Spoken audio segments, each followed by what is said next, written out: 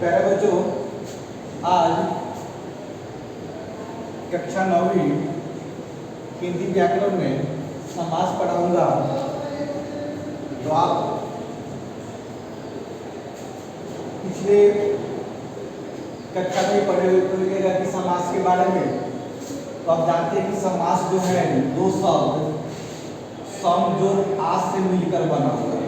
सम जोड़ आस से मिलकर बना हुआ है, जिसका अर्थ होता है संक्षेप, कथन या संक्षेप, कथन या शब्द। अब जब परिभाषा की बात की जाए तो दो या दो से अधिक, दो या दो से अधिक, दो से अधिक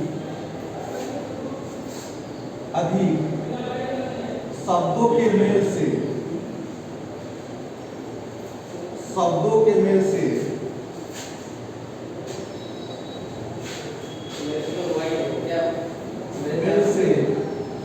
बने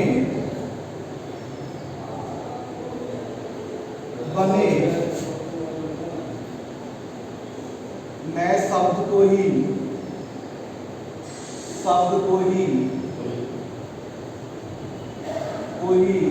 समास कहते हैं।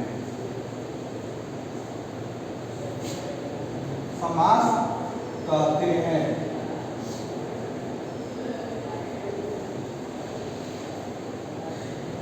जैसे में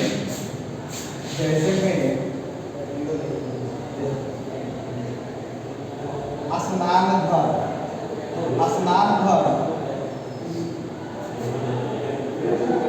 स्नान घर को जब हम विग्रह करेंगे तो स्नान के लिए घर, तो इससे ही हम क्या करेंगे, समास करेंगे। अब हम आगे हम लोग पढ़ेंगे समास विग्रह। उसके पहले यह जानेंगे कि समास में दो पद होते हैं। समास में कितने पद होते हैं? समास दो पदों के मेल से बना होता है। समास जो है दो पदों का मेल, दो पदों का मेल का होता है, पदों का मेल का होता है, मेल का होता है। दो या दो से अधिक, लेकिन मुख्य रूप से दो से अधिक होते हैं, लेकिन मुख्य रूप से दो ही होते हैं का मेल। अब दो पदों का मेल कैसे?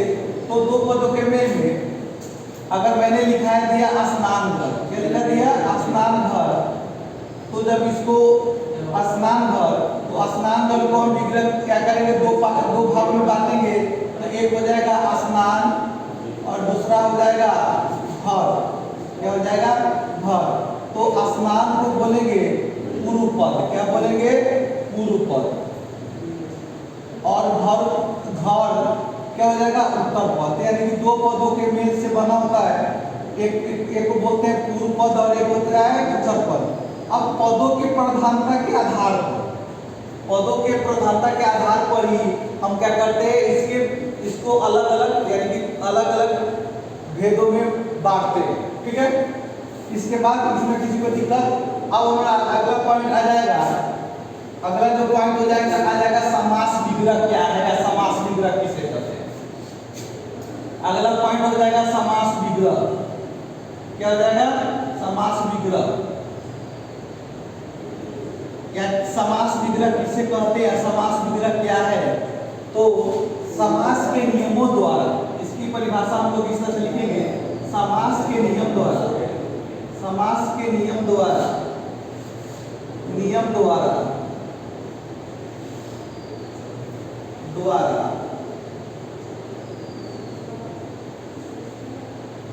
समस्त पद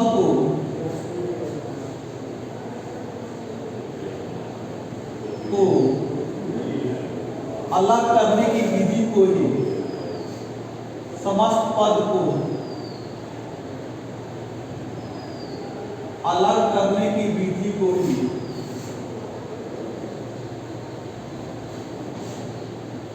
अलग अलग या अलग करने की विधि को ही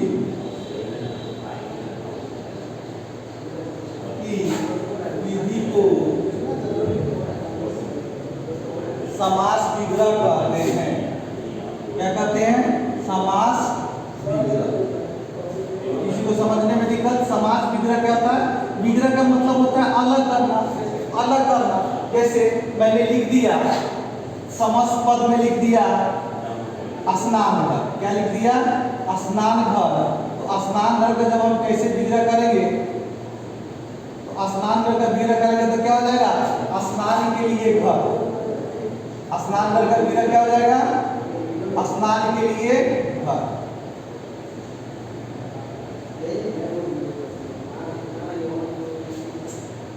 तो यह हो जाएगा, क्या हो जाएगा? समस्त पद। क्या हो जाएगा मेरे प्यारे बच्चों? समस्त पद। और यह हो जाएगा समास विग्रह। क्या हो जाएगा?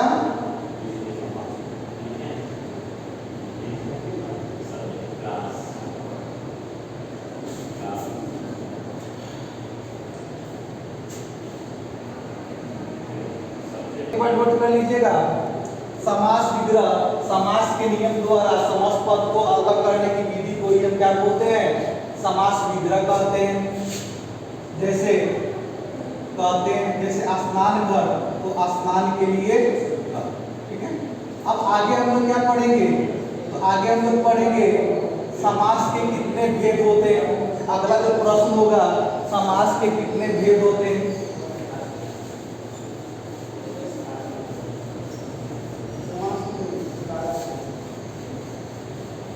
तो अगला जो टॉपिक होगा कि समास के कितने भेद होते हैं, तो यहाँ प्रश्न हो जाएगा समास के कितने भेद होते हैं।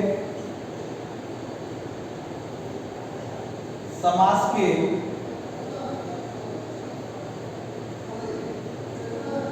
कितने भेद होते हैं। तो आप सभी जानते हैं कि समास के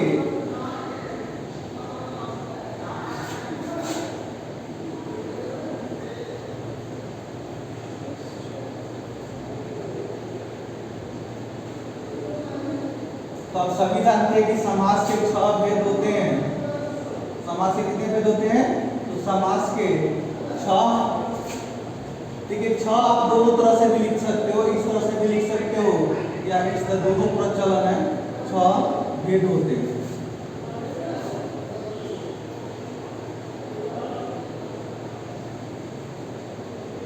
कुछ विद्वान इसको सही मानते हैं, कुछ इसको सही मानते हैं। तो पहला होता है अव्ययी भाव समास। पहला क्या होता है? अव्ययी भाव समास।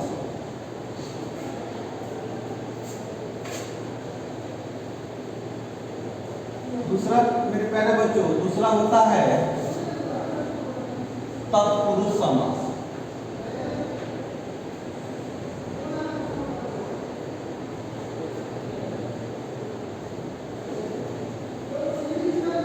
तीसरा जो होता है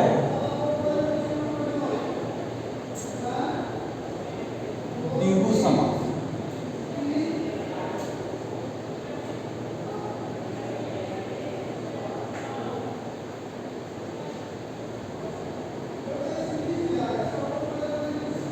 चौथा मेरे प्यारे बच्चों, अगला जो होता है, चौथा होता है कर्मधारय समास।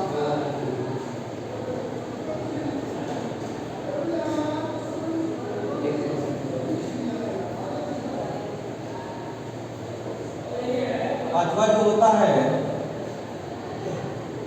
द्वंद्व समास।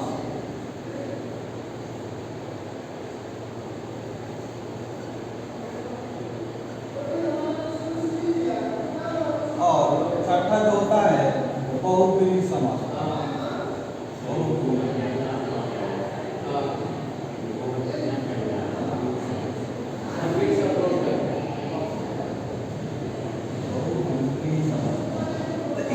जो होता है ना कि 6 समास होता है। पहला अव्ययी भाव समास, तत्पुरुष समास, द्विगु समास, कर्मधारय समास, द्वंद्व समास और बहुब्रीहि समास। इस तरह से समास के जो 6 भेद होते हैं, इसके बारे में हम लोग चर्चा करेंगे। चर्चा करने के पहले यह जान लीजिएगा कि अव्ययी भाव समास का मैंने पहले पद के बारे में बताया था कि समास के 2 पद होता है, एक होता है उत्तर पद और एक होता है पूर्व पद और उत्तर पद। तो अव्ययीभाव समास का क्या होता है? पूर्व पद प्रधान होता है। अव्ययीभाव समास का क्या होता है? पूर्व पद प्रधान होता है। उसके बाद तत्पुरुष समास का और द्विगु समास का, कर्मधारय समास का क्या होता है? उत्तर पद प्रधान होता है। जबकि द्वंद्व समास का दोनों पद प्रधान होता है और बहुव्रीहि समास का तीसरा पद प्रधान होता है। तो प्रधान पदों के प्रधानता के आधार पर ही हम क्या करेंगे? उसके भेद के बारे में जानेंगे। ठीक है, तो पहला जो प्रश्न आपके मन में आया कि अव्ययीभाव समास किसे कहते हैं, तो आगे हम लोग इसको आप लोग नोट करते जाइएगा।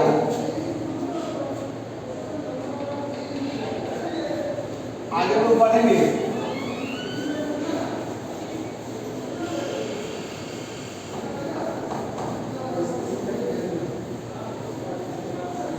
मैंने क्या बताया?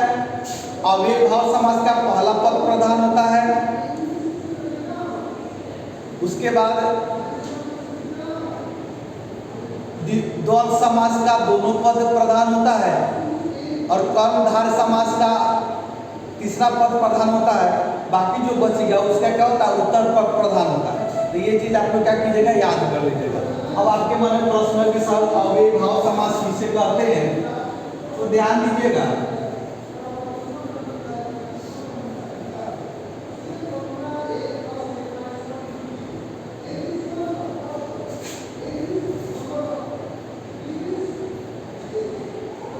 प्रश्न होगा कि अव्ययीभाव समास किसे कहते हैं?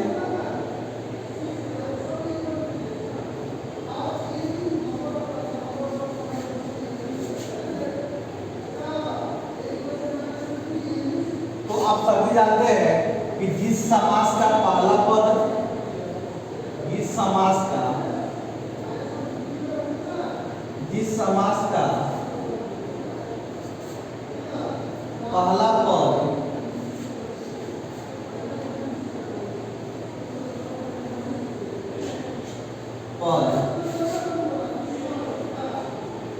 अव्यय तथा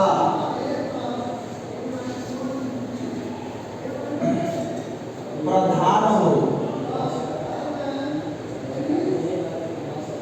उसे अव्ययीभाव समास कहते हैं। क्या कहते हैं?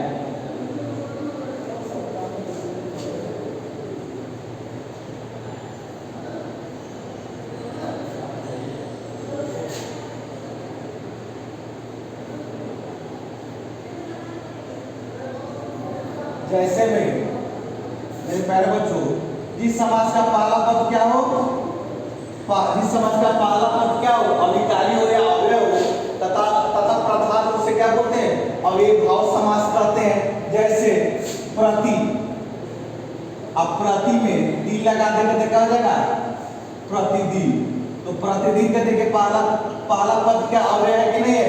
क्या उसको बदल सकते हैं? तो अव्ययीभाव समास में या तो पहला पद अव्यय हो या दोनों शब्द का प्रयोग हो। जैसे हाथों हाथ, दिनों दिन, तो या तो दोनों शब्द का प्रयोग हो या तो पहला पद अव्यय हो, तो उसे हम लोग क्या कहते हैं? अव्ययीभाव समास।